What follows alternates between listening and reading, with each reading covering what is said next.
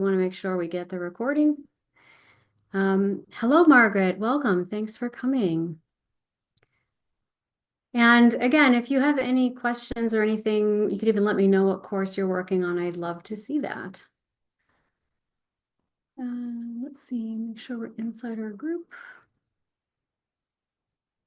And the replays are also stored inside the Facebook group as well. They're stored, we keep them in the feed, and then they're also stored in the guides section. I'm not sure why that is, but you have to be on a desktop in order to access the guides section. Okay. So I thought I would give us just a little overview of the questions that were submitted in advance. And again, I will take pauses and try to address those questions popping up here in the live space as well. So a couple of questions. Why don't avoidant partners like labels? What is the proper way to do no contact? Does it actually work if you want to get back together? Should you tell an avoidant partner your boundary, or will it only trigger them? I'm not avoidant anymore, but I have no interest in normalcy. I'm not afraid of labels, but I'm not drawn to them. What does that mean? And how can I open up to someone in order to get to know each other better without feeling like they are taking a part of me if we stop talking? And I think we had some new submissions recently. How can I release the guilt and shame and forgive myself for abandoning myself in an attempt to maintain a dysfunctional relationship? What would you recommend? And how would a secure person trigger the different insecure attachment styles, and how would they respond to the different attachment styles? Okay. So these are some of the questions we're going to try to address in the time that we have together. And again, if it goes a little bit longer, then we may, whatever is not responded to will be bumped up to the beginning of next week's live, or the next live call that we have, which will most likely be in the first week of May. Okay. So the first question, I have written some notes here for me to reference. Why don't avoidant partners like labels? So avoidant partners, for those of you that are new to attachment styles, these are folks that tend to be more dismissive of bids for emotional contact and connection. They typically want a little more space in their relationships, and they tend to not like labels. Why is that? So avoidantly attached individuals, they typically grow up in environments where emotional vulnerability isn't safe, or where they had to rely very heavily on being independent and self-sufficient. And so as a result, they may associate this label, right, or some kind of label that indicates a relationship status, like partner, boyfriend, girlfriend, whatever the case might be. They tend to assign a lot of meaning to that. So expectations, pressure, or a loss of freedom. And truly, it goes the same way in the other direction. Anxious people also assign a lot of meaning to those labels. Sometimes they will tamp down some aspect of their personality, or they'll hold things back until they get that label. And then they believe once they have it, now they have more permission to do or to be or to expect things, right? So I would say labels mean a lot, but it just depends on what you are assigning to it. And because of that, for avoidant partners, labels can feel kind of like emotional contracts, and they imply a level of intimacy or responsibility that can trigger an underlying fear of being smothered or engulfed or controlled in some way. So for an avoidant partner, a label might mean that they have to show up in ways that they don't really feel fully emotionally prepared for, or in ways that they think are confining in some way. And that threatens their coping strategy of maintaining distance so they can avoid getting hurt, meaning they're not going to live up to your expectations, or you're going to expect and demand things of them that don't align with what they truly want and need. And they haven't really learned how to negotiate that. So there's also the fear and avoidance of conflict, right? And because of that, if you can't work through conflicts, you can't make any kind of compromises, and it becomes impossible to meet in the middle. And so now both partners are playing guessing games with each other, and they start suppressing things. And then eventually it will blow up or implode, right? So, but in this context, in the context of this relationship, that resistance to labels isn't necessarily a rejection of the person or a rejection of the relationship evolving between you. It's really more about protecting a fundamental sense of personal identity and autonomy, which they believe increasing vulnerability threatens. So that said, it doesn't mean that labels in and of themselves are bad or that we shouldn't want them or that we shouldn't assign meaning to them. It just means that in relationships with avoidantly attached individuals in particular, conversations around what is the commitment here and what is the label we're assigning to that and what does this label actually mean, right? Because sometimes we use these terms like boyfriend, girlfriend, partner, what have you, and they're actually pretty vague. They're actually pretty vague statements. And one person has assigned all these things to that label, and the other person has a different idea of what that means, but they haven't actually had a conversation, very brass tacks, about what that means in their experience, right? So when we just use labels without really distinctly defining and explaining what that means to us, then we start getting anxious, right? So with an avoidant partner, you want to start with conversations about what are the exchanges of energy that you are going to have, right? What's the frequency of communication that you want to have? What is, how much time are we going to spend together in a week? What are the, when and what are the rules around taking vacations together, spending time together and apart with friends, right? So instead of assigning a label to something and assuming all of that is figured out because you've assigned the label, it's more like, let's talk about those things step by step and itemize them, so to speak, and then allow the label or the status to evolve out of that. Because then it's not going to be, I want this, and then an assumption about what that means to you and to them. Now it's like, here's what we're already doing. What do you think about that? Right? And now we're starting to understand the why behind whatever is creating discomfort for them, right? Because you're having a more honest, specific and dialogue, which can help you promote mutual respect and also be very clear on what you're both needing and wanting rather than escalating something or assigning a lot of pressure with vague statements, right? Oftentimes I find it's not the labels that are actually triggering, it is the vagueness that comes with it, right? The lack of clarity. And then what the other person is assuming a lot and they think it's obvious and it's not. So I would say that's kind of what I would say about that is usually because the labels, we're all assuming a lot of things based on a label, but we're not actually getting into what we really mean by that. So I think those conversations with avoidant partners should go very slowly and you should build it from the ground up rather than slap a label on top and assume and just assume that all of this is understood. Okay, I hope that's helpful.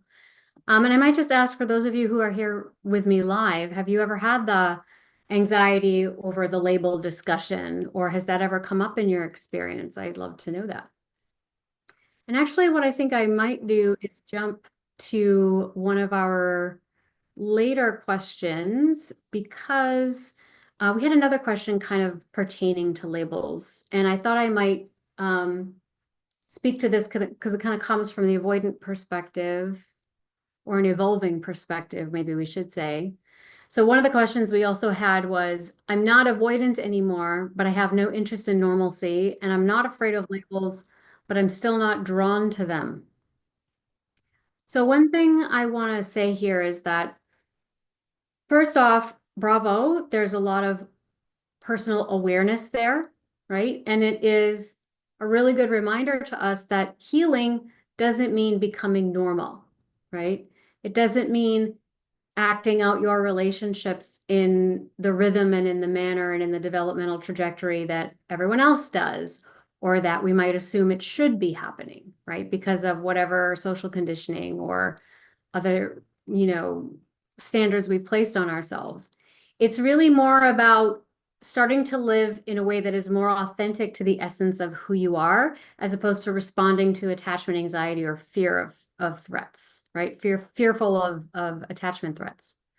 So just because we might have worked through avoidant attachment patterns, for example, but this goes for anxious disorganized as well. Just because we might have worked through some of those patterns doesn't mean that we're suddenly going to crave conventional relationship structures, right? So growth doesn't have to look like we are following some kind of script. In fact, with the absence of fear, right, just because we may feel more confident in what I call soul-centered and secure, doesn't mean we're automatically going to want to be more traditional. What it does is it opens up the opportunity to have more choice in the matter, right? We're not so driven by our needs that our choices are colored by what we think we need. This sort of grasping what I call hungry love need. Instead, we're making choices that are aligned with our principles and our values and our vision for the future, as opposed to sating something that feels empty or hollow inside. So, I mean, the other way you might think of it is like this. If you have a starving man and you have a well-fed man, and there is food placed on the table in front of them, who do you think has more choice, right? And maybe they like or they don't like the food that's placed in front of them, but who has more choice in whether they're going to eat that meal or not? The well-fed man, right? The starving man, he doesn't have much choice at all. He's starving. He's going to eat what's put in front of him. So this is why when we approach relationships from a place of neediness, which isn't really a feeling, it's a critique, meaning from a place of feeling hollow or like we aren't really in touch with the essence of our being, then we operate from a place of fear and survival modes, aka attachment anxiety. But when we are operating from a place of being filled up, you might find that, oh, I still am not interested in labels, but it's not because I'm afraid if I have a label, then I'm subject to whatever the expectations are assigned to that label. It's because that label just no longer defines, that label I now know just doesn't define the way I want to inhabit my relationships. It's not that I'm afraid of it. Those expectations don't control me just because they exist, right? And if they're not met and my partner is upset, they're allowed to have those upset feelings. And it's my job to be honest about what I can and cannot provide. And yes, even to feel bad that they have upset feelings, but I can't take that away by changing something about myself, which is fundamental to who I am, right? So, in other words, it creates more space for choice. So, you may not be drawn to labels because maybe you value a certain level of fluidity in your relationships, or you're not interested in monogamous dyads, or you're interested in exploring deeper energetic connections over socially defined roles. That's not necessarily avoidant, that's intentional, right? Certainly, an avoidant person could take the language I'm using and say it's for that reason, but that doesn't mean it is. Maybe they're just using that reason to mask the fear that they're still walking around with inside. And so that is still an expression of avoidance. And in this case, they're bypassing it by masking it with therapy speak, right? That happens too. But if it is coming from a place of, no, I know this about myself and I've worked through the fear, and now I can clearly claim this from a place that's much more intentional and aligned. Now, this is, this is something true about yourself, right?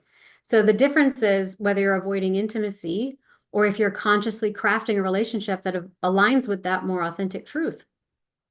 So healing's about integrating these different parts of ourselves, not imitating something that we think we're supposed to be. And we don't need to perform secure attachment by following norms that don't resonate with us, right? Our job is to discern what feels right and is aligned with our values and priorities, not just what looks good from the outside or what we think is going to attract something that we want that's going to fill us up, right?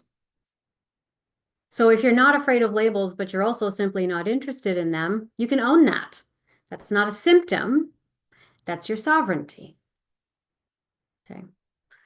So I hope that that helps. So let's see. I want to acknowledge our chat here. Yes, that's exactly what happened recently. Without knowledge of his avoidant attachment, I wanted a definition of what we were and it went badly.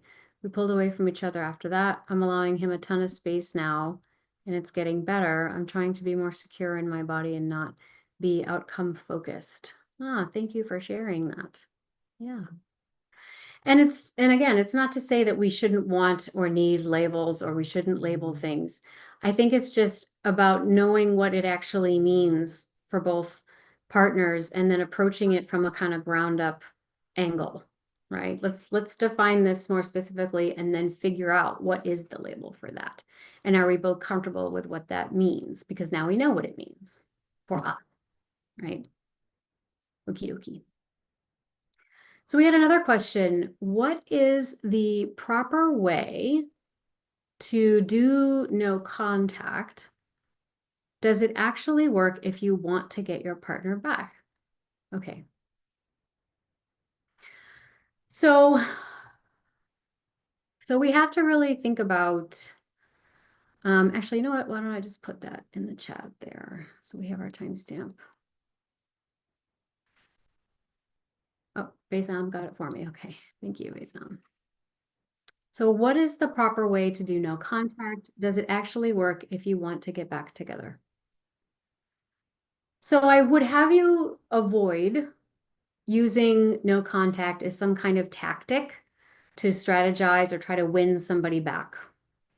Instead, I'd have you consider it as a space for healing, for sifting and sorting through confusion to find clarity, and also to bolster your own self-esteem and self-respect, right? To kind of assess what happened that we arrived at this place, and how can I use this time apart to recenter myself and figure out what I really need and want from relationships in general, and then hold that standard against this person that I am in relationship with to find out if we truly are compatible, right?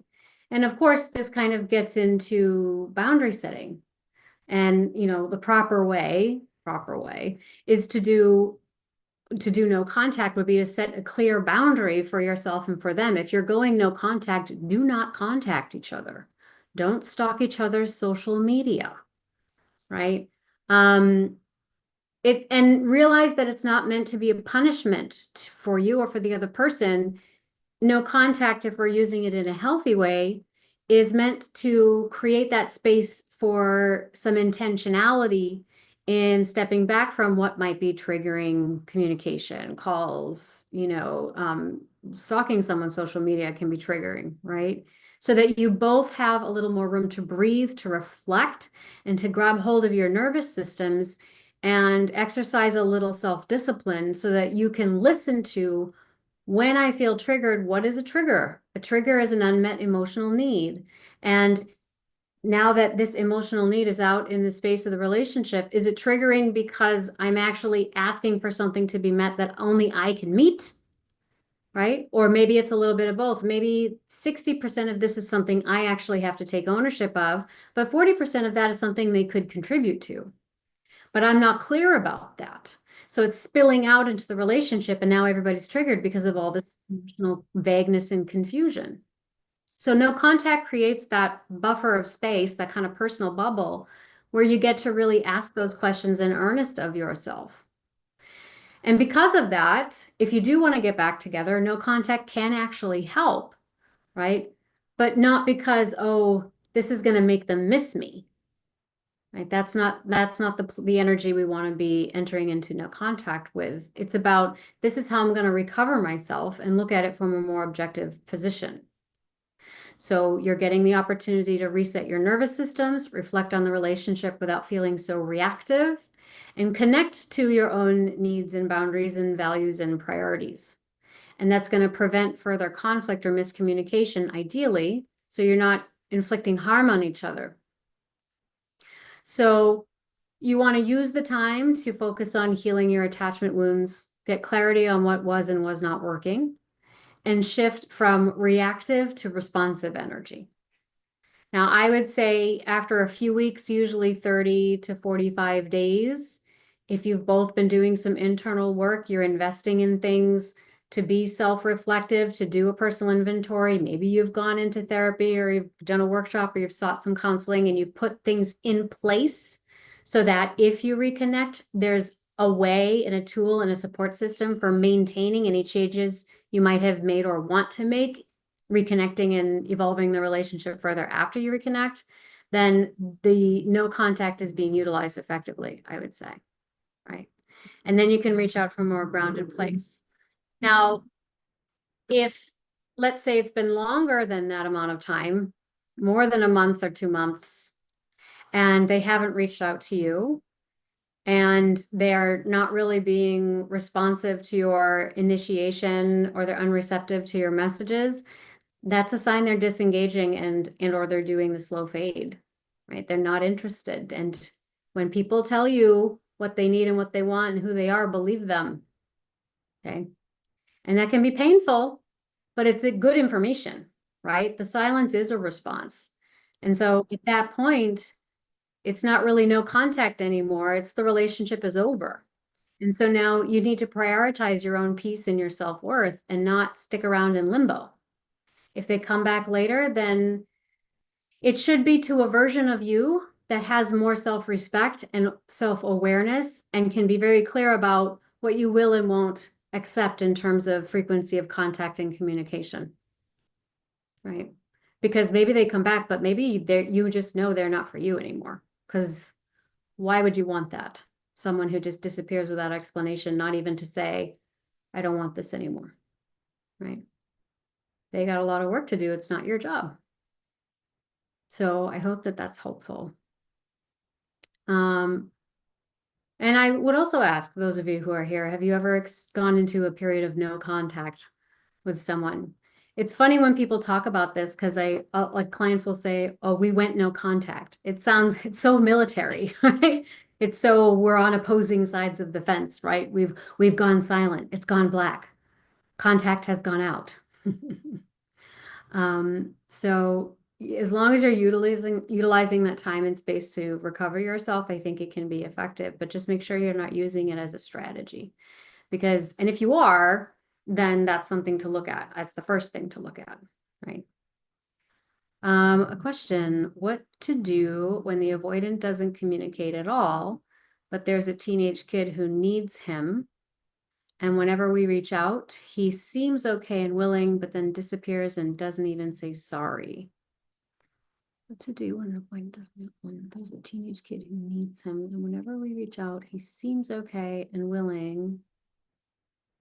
So he's not okay or willing, and he's shown that to you. And he's not interested in having a deep conversation about it because he's paying you lip service when you speak to him, I'm assuming, on the phone.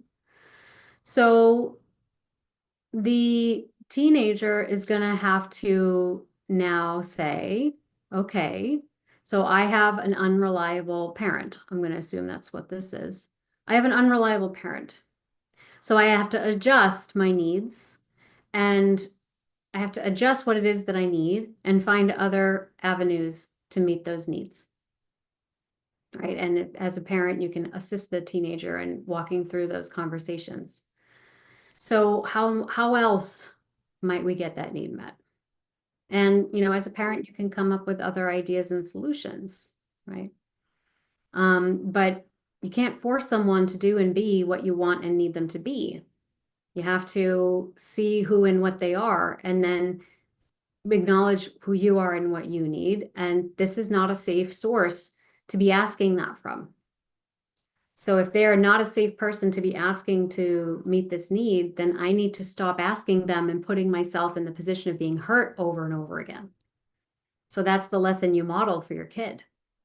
This is not an appropriate person who will meet that need for you. So we need to stop putting ourselves in the position of being hurt by them repeatedly until they demonstrate consistently that they are reliable. So that's something you model for them, right? Very helpful. I come here every month to hear your wisdom and be reminded why I'm not involved with my avoidant. Continue to work on myself, but haven't finished the job, obviously. Well, it's never quite done, so to speak. Sometimes we have this idea that that healing is a story that has a beginning, middle, and end, but healing is a journey that never ends. And I tend to think of it more as like an evolving spiral, right? That we all have our work that we come to this earth with, and if you're here, most likely some aspect of relationship has something to do with that work. And so we our early experiences kind of seed the impetus or seed the catalysts around which we will develop that work over our lifetimes. And so we learn things and we do a rotation around the sun. And oh, wow. So for that phase of life and in that part of my development, I saw and learned and understood this. And now I've come full circle and I see this, right? But then we continue to grow and evolve and our consciousness expands. And so now you go around again and you're like, what? I thought that I already dealt with these issues. Why does it keep coming back? Well, because there's some core piece in that which defines your curriculum in this lifetime. I call them wounds of wisdom. And it's likely that there's something there for you that is intended to be evolved, worked out, passed on, and shared in some way for the benefit of the collective. So you go around it again, only this time it might seem like you're one step forward, two steps back, but you're actually, your circumference has widened. You've taken a step back and now your perspective is that much broader. And so you're going around again because this time when you encounter it, you're going to be addressing what comes up with greater maturity and sophistication, with an expanded sense of consciousness. Oh yeah, there it is again. But now I understand it from this new perspective. And you are wiser and you don't respond in exactly the same way, right? Something has adjusted. And so even small changes that you make, if, just think of it as an angle, even like a 15% change that you might make here is going to lead you on a widening trajectory down the line, right? And so that's kind of how I think of healing is just a process of unpeeling the onion. It's an onion that's never quite fully peeled, but it's just new layers. And then once we revisit it again, oh, now I understand this with a whole new level of understanding and maturity. And it's likely that if you notice recurring themes, then there's something in that for you, which I believe is kind of a soul calling. And, in our relationships, that's when we experience the most emotional expansion, which is why I think a lot of times people who find themselves in certain relationship patterns have a deep calling. I'm old, but this is my first rodeo with this problem. Okay, so you've expanded into something new. Or you've made enough time and space in your life to address something that's been there all along. And now, because of all of the growth and maturity that you've gained, it's safe enough to address it, right? It's coming up to be addressed. Great questions. Okay, what else do we have? Should you tell an avoidant partner your boundary, or will it trigger them? Okay. So I have so much material on boundaries. On my YouTube channel, there is a playlist just called Boundaries. So I'd highly recommend checking out that playlist on my YouTube channel. But in essence, the short answer is yes. You absolutely want to express your boundaries with everyone. But how you do it matters, especially with someone who leans avoidant in this case. But I would say also with someone who's anxious or disorganized, when we know someone's attachment patterns, we can make some inferences as to how we can word our boundaries in such a way that it lands better, right? We don't necessarily have to become wordsmiths, but if we have a sense of and an understanding of what their triggers might be, then we can, not that we're not lying or we're not sugarcoating things, we're just choosing better fitting words, right? So that it lands in such a way that they can hear what you're really saying, as opposed to being triggered by some word that you used and assigning a lot of meaning from their past baggage that really has nothing to do with what you're saying or what you mean. So in the instance of someone who's avoidant, we would be using soft strategies, and that is strategies that focus on appreciation, respecting someone's autonomy, and giving them choices, right? So, and why is that? Well, because avoidant partners usually grew up needing to protect their autonomy. And this is usually if they had an enmeshed family background, they can feel overwhelmed by emotional demands. Because remember, Enmeshment, which means that someone smothers you with their love. Oh, no, no, I love you so much. I know what's better for you. You don't need that. I can tell you what you need, right? Oh, no, you don't want that. You want this. Trust me because blah, blah, blah. Oh, or they walk around after you and they redo everything you've already done. Or they give you mixed signals like, oh, no, no, I'm fine. I can do it myself. But oh, how am I going to get through this with all the demands and burdens on my plate? No, no, no. If you want something done right, you got to do it yourself. Oh, but how am I possibly going to feed all these hungry mouths? Right. So these are more mixed or enmeshed communications that kind of set someone up to fail because there's no clear pathway through it. And even though the intention seems very loving because they're giving you a lot in the meantime, there's also kind of a price. There's a price tag on all that overgiving. You're now obligated to me. I do all this for you. What do you mean you're not going to do that for me? But maybe you didn't ask for them to do that for you. Doesn't matter. I've done it for you. Now you're obligated, right? Now you owe me. And so this is the messages that avoidant partners who've had enmeshed backgrounds receive. So they're very sensitive to any kind of emotional language. This is why I feel statements don't always work with them unless you're wording them in such a way, because the minute you say I feel, they've already tuned out or walled up, right? So when boundaries are expressed in such a way that they feel like control or pressure or criticism or a demand, their entire defense system is going to turn on, and now they're going to pull up, contract, and they're going to put a lot of space between themselves and you. So instead of, issuing an ultimatum or focusing on what they need to do, we can speak from our own experience and our own needs instead. So an example of that might be, so let's say someone says, you don't communicate enough, and that makes me feel abandoned. Well, instead of putting it that way, we might say, consistent communication helps me feel safe and connected. And I really appreciate when we have nightly check-ins. That makes me feel very cared for and loved in this relationship. What if we made that a regular thing? Would you be open to that? So we're becoming solution focused rather than problem obsessed, right? You don't communicate enough and it makes me feel abandoned. So we're focusing on the lack of something. So if you want to communicate something and you're focusing on the lack of it, just recognize what is the opposite of that. I feel abandoned. What's the opposite of abandoned? Safe and connected. Well, why am I asking them? Why am I telling them that I feel abandoned? Well, because I want to feel safe and connected to them. So it's not you don't communicate it enough. It's that I like communication and I want more of it with you. Why? Because you do it so well when we connect. And I appreciate that. Isn't that nice?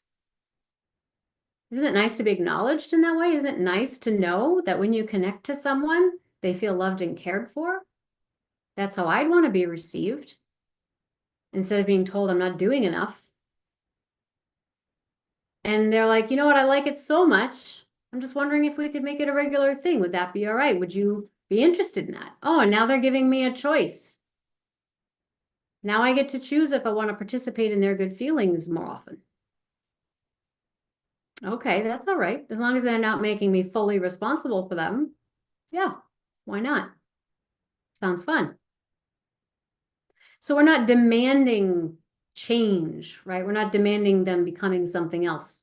We are sharing a truth about what we already appreciate about them, and we're bolstering that. So an avoidant partner especially is going to tend to respect calm, direct communication, especially free of blaming language, right? And we can model those secure boundaries by expressing what we need and want with kindness, with self-trust, and by respecting their boundaries too, realizing that their boundaries are just as valid as ours. Because they're not about control, they're about honoring our needs and really taking an objective look as to whether that person is choosing to meet us there. So always speak your boundary. In other words, speak your truth and speak it with love and compassion. That's always going to be the right move. Okay. And if they don't respond well, that's information you don't want to ignore, because that's telling you a lot about how they're going to show up for you and whether or not they really are a good match for you. So I hope that that helps. What other question? How's this landing with those of you that are here in the live space? Is this resonating with you? Is this making sense? I'd love to know that.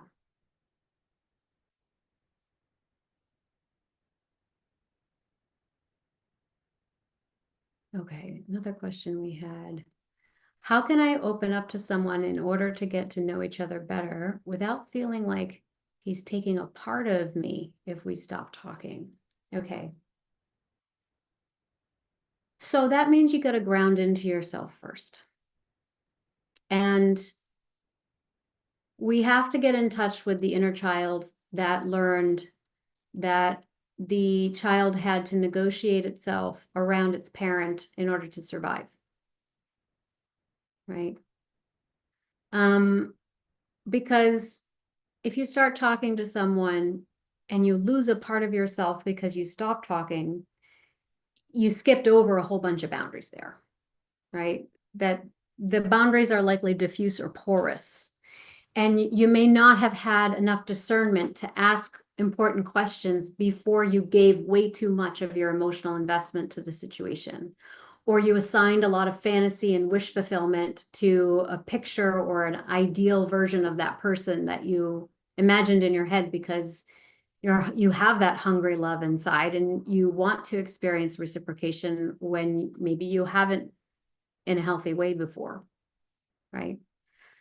So I have a playlist on my YouTube channel called Healing the Inner Child, and that's probably where I would direct you to. We'll include links to the communication, to the boundaries playlist and to the inner child playlist. We'll include those links in the replays inside the Facebook group and dashboard, because there's some work there that has to be done around getting in touch with the layers of you, right?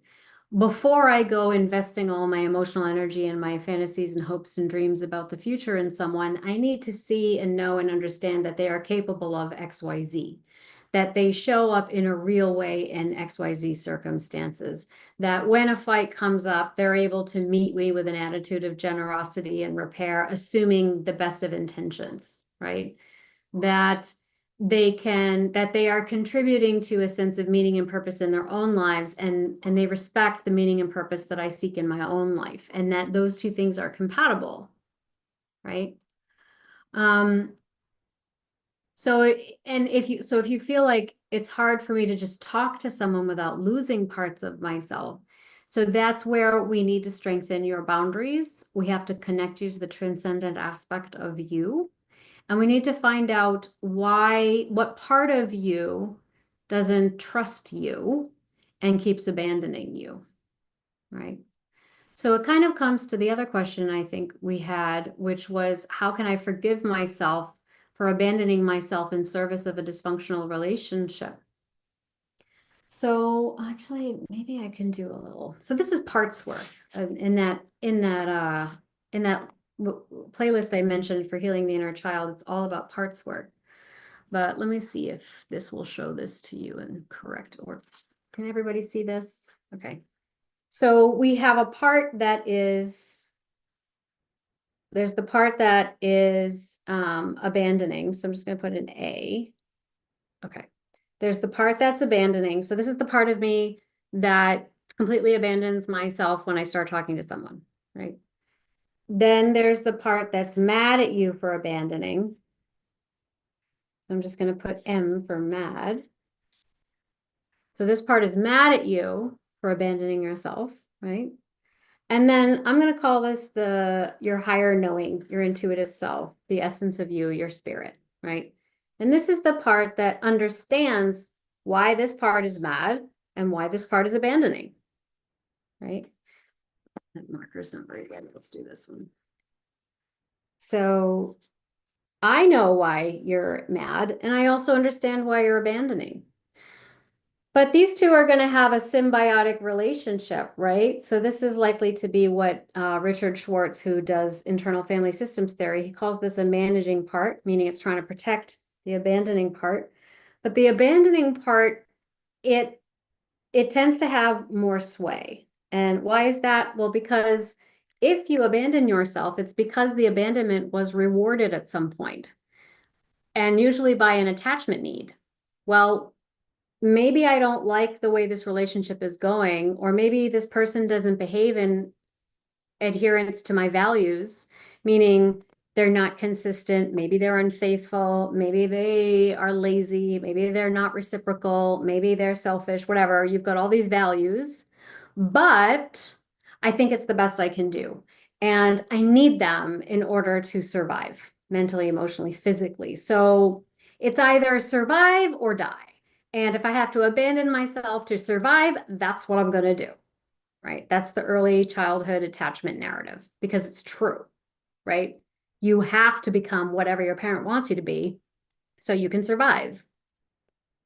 That's just true. So the abandoning self is actually your survival tool. The abandoning self has to be celebrated. Stop beating it up because it's going to keep abandoning. It's not going to listen to the part that's beating it up because you can beat me up all you want. I'm keeping you alive. I am keeping you alive. It's better to be alive and breathing than dead and righteous. So here we are, and I'm going to continue to abandon myself because this is what we need to survive, right? Now, the mad part is all the parts that got abandoned, right? So the mad part is also trying to figure out how can we stop abandoning because here I've got all this good stuff going on. I know that there's all of this self-love and reciprocity and connection to something divine above all these survival needs. So how can I, cross this river and get to that lush, wonderful, promised land on the opposite side of all this trauma I experienced? Why can't I just get rid of this abandoning self? Why can't I just get over that trauma? And so it's kind of like a tree that grows around a knot, right? The knot is there, but the tree still manages to bear some fruit. So this is that part over here, right? So, and this too needs to be celebrated because this too managed to develop some coping skills. This too managed to come to some insights and realization and awareness that, oh my God, I am abandoning myself. That's a monumental in and of itself. Most people just get stuck in doing it over and over again, and they don't know what that is. They just feel the pain of it. But now, well, you've morphed, you've evolved that pain, you've integrated it, you have molded it into an understanding and an expanded awareness of what is the pattern going on here. So now you're kind of flip-flopping between being overtaken by the abandoning part and overtaken by the mad part, right? The mad, let's call it aspirational part. But so this is now we get to the third part, right? So if you find yourself pendulum swinging between these two parts, you have to get into your center. So you have to realize these two are parts of me, inner children manager part of me, that keep pushing each other out of the chair, right? Keep pushing each other out of the throne. Neither one of them belongs on that throne. My intuitive self does, my spiritual self does, my higher knowing does. A flexible ego and personality belongs there, not these two cranky parts, right? These two cranky parts are subjects to that transcendent part. They are informants. They are helpers. They are not to be put in charge, but they are not to be ignored either, okay? So this involves connecting into what is divine about you. What is the higher perspective that you have? Why do you suppose you might have abandoned yourself? And can we find some empathy and sympathy for that part? Can we understand why and how it needs to be celebrated? Can we understand and can we tell it that we acknowledge it and we thank it and we're so grateful that you knew we had to suffer some self-abandonment to survive what we needed to survive? And let it know that, hey, I celebrate you and look at all those skills you developed in the meantime, but you need a promotion because look around. We're not there anymore. And I know you've got so much more to give. And you've already given so much. I just want to give you a promotion. We're not firing you. We're just giving you a promotion. So take a look at this great new job I've got for you. What do you suppose you can apply to that with your skills? And get into conversation with that part of you. Stop pushing against it, right? Stop beating it up. And then now we get the same conversation over here. And this is the part now it's going to say, hey, so why do we take a break from beating up your abandoning self? Because now we see and understand why they did what they did, and that there's actually quite a lot of power in abandoning ourselves, that it's actually something to be celebrated to some degree and then promoted and evolved, right? So now that you're the one who seems to see and understand that there is this more evolved place that we could be inhabiting, that there is this kind of expanded quality of experience that is out there, how can you take your skills and help out the abandoning self? How can you be a supervisor to the abandoning self? How can you create standard operating procedures and evaluations to help the abandoning self understand what their next little step would be in not abandoning the self anymore, but instead connecting again to the self? Because now it needs to understand, oh, survival is not about abandoning anymore. Now in order to survive, I must connect to myself. So how can I do that? Just have to shift its focus. Because all we see is this part's abandoning the self, but what is it actually doing? It's generating a lot of intense energy to drive you to what will help you to survive. And if we can help it to understand that survival is now dependent on our expansion, that our quality of life and what is in service of our greatest good and the good of all is, instead of using all that emotional energy and tension and focus away from, but just turn and shift it towards in, down, and through, then this part of you has a lot it can contribute to this expansive vision you've got going on. But you got to stop pushing against it, because stop beating yourself up over it, right? Because you're looking at it in a narrow view. So it's just a matter of, I like to draw it out like a triangle because it creates a map. And this becomes a scaffolding that you can use to start to structure the inner world, right? So usually what I do is I just take a breath and I drop the triangle into my heart. And I might imagine it like a field. You could even think of it as like a baseball diamond or something like that, triangular shaped baseball field. And I just imagine myself, that star, that in the position of the intuitive self or the higher knowing spiritual self on the home base. That's where my higher knowing, my moon's eye view of my life and everything and everyone and every part in it. That's where I get to see and understand all perspectives. And you know that you've connected with that part of yourself when you stop being judgmental, when you stop beating yourself up, when you stop saying, I need, I hunger for, I want, I can't unless, but what if? All of those let you know a part has taken over, an inner child part or a managing part has taken over. You know you're in your star self when you start saying, I understand, I see now, I'm curious about, I wonder what if we tried this? I bet we could do that. Maybe we don't know, but I know how we could find the resources to get the answers we need. Let's play with some options and opportunities. Just imagine. It's creative, it's curious, it's kind. Tell me more. So now you're in the star self, right? And you just assume that perspective, and you can go walk that line and talk to each part and find out, tell me more about you. What do you think your gifts are? How have you helped me up until this point? What do you feel I should celebrate about you? How can I help you to trust me more so you don't have to carry this burden? What other gifts do you have? Can you see the vision that we have for all parts of us in the future? Do you like that vision? How do you suppose you might contribute to it moving forward? And you just pose those questions of each part of yourself, and then you introduce them to each other. Sometimes they're so blended with each other, they can't see each other. So you allow these parts to see each other and respect one another through your perspective, through that higher perspective. And then things start to ease up. You listen, you write it down. And sometimes it's very practical. I love it when it comes through and it's very practical. Oftentimes the early abandoned parts of us are childlike parts of us, and they will ask for very simple things. Go to the toy store and get the Barbie I never got. Sometimes that's all it takes. Sometimes it's more abstract. I had a client once who did a process like this, and when she asked for what was needed, she kept getting this image of a blue glass bowl. What does that mean? What do I do with that? How do I take an action step from here? So we just played with what would you do? How could we play with a blue glass bowl? And so she decided to go out and buy one. And then she bought the bowl. And once she brought the bowl into her house, she had the inkling to maybe plant a seed in that bowl. And she watered that seed and she tended to that seed and she moved it around the house to find the right amount of sunlight.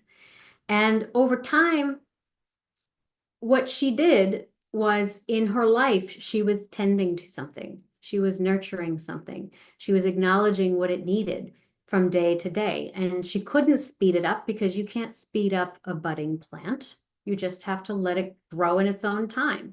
And so she was engaging with that process in an intentional, mindful, and concerted way. And this was a profound metaphor for what she needed to do with herself, right? So I hope that makes sense. Examples of what the abandoned part contributes. So do you feel like I answered that question? The abandoned part, if you grew up with parents that demanded certain things of you, in order to survive, you must abandon yourself to meet the parents' needs. So you have food on your plate and you have a roof over your head and you don't get hit, you don't get beaten, you don't get ignored. So I'm going to abandon my need for this because it's going to piss off mom. And if I piss off mom, she's going to hit me and may go to bed without dinner. So instead of expressing my need, I'm going to swallow it.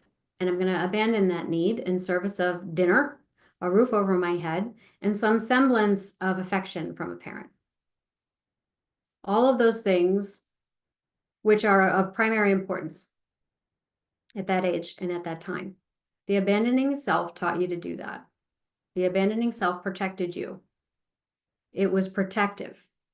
So we have to celebrate these parts of ourselves instead of pushing against them, because now you're an adult and now you're like, oh, I should stop abandoning myself. I'm so stupid for abandoning myself. I got into another situation where I suppressed my needs and blah, blah, blah. I'm doing it wrong, right? No, you just haven't slowed down long enough to take the time to talk to that earlier traumatized part because it probably got split off in some way so that it could continue to protect you. But now it doesn't know that what it's doing to protect you is harming you because what's available to you as an adult is very different than what's available to you as a child. It doesn't know that you've grown up. It doesn't know that you're in a new environment because it became parceled. It became compartmentalized and parceled away. And now you're mad at it, but no one's talking to it. And you get more with honey than you do with vinegar. So what do I need to know about you in order to love you and respect your contributions? Ask your own abandoned part. How have you contributed to my life? Dear abandoned part, I know I've been mad at you. I know I've blamed you for a lot of what's gone wrong in my relationships. I tell myself that all these bad feelings I have are because of you. And in all of that self-punishment, I have failed to realize that there are gifts that you've offered me as well, that there was a reason you evolved for me in the first place. And underneath that reason is a need that probably is still going unmet. Maybe because I still think I have to get it met from an unforgiving parent or an unavailable partner. So now I'm going to stop all that. And I'm going to acknowledge that you have provided me with some gifts. And I'm going to invite you to tell me what those gifts have been. And I'm going to listen with compassion and empathy and curiosity. Because it's kind of hard for me to see right now, but I trust and I know that it must be there because you're there. So when I abandoned myself, what were some of those rewards? And how now might we find those rewards without abandoning ourselves? Because look, we've got all these other resources now. And I know it's been my fault. I haven't shown you all of them because I've been too busy beating you up. But here now, let me show you what's available to us now. Isn't that amazing? And what can I do now in a practical day-to-day way to show you that these resources are available to you now, and you can trust me to utilize them, right?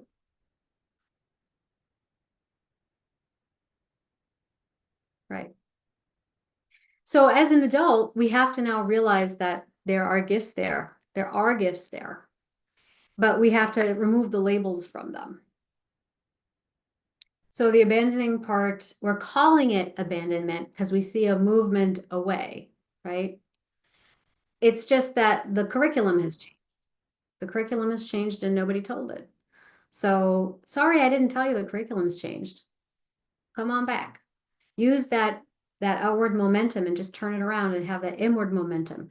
And once you've got that part shifting their focus inwards, now the abandoning part becomes the self-advocating part. That's the spectrum it exists on: self-abandoning, self-advocating. And so once you acknowledge that both of those exist on the same spectrum, now they start moving in towards the middle. You're not so self-advocating that you're hypo independent, right? And you're not so self-abandoning that there's no self to speak of. Now you're in the middle where you're self-advocating, right? And they exist on the same spectrum. It's the same string that's being plucked. So we just got to access that string of energy in a different way. The abandonment presumes that there is a knowing of self. Exactly. Which is why it's such a monumental and bravo task for recognizing there's an abandonment going on, right? Which means the self has begun to bud. The self has begun to bud. So thank you, abandoning part, for showing me there's a self to abandon. Amen. Now I get to choose upon what I will focus and where I will situate my perspective from. That's important. That's a really important step. That's arguably the first step. Right. Okay, well, thank you, everyone. I think we got to most of our questions. We did have a question about how secure people respond to insecure people. I have a great I have a lot of examples of that because I have a download. It's called Repair Scripts, and it's a free downloadable sort of guidebook with 30 scripted scenarios for how we can repair things in arguments. And it's set up with sort of comparisons with anxious, avoidant, and disorganized folks. So the next time we meet, we'll probably start with that question. And then we'll see what other questions have popped up between now and then. And of course, between now and then, if you have other questions you'd like to ask, please feel invited to comment, in the Facebook group or below the video inside the group. And we will make sure to capture some of those in our next live stream. Thank you, everyone. I hope that you enjoy the rest of your week. Thank you.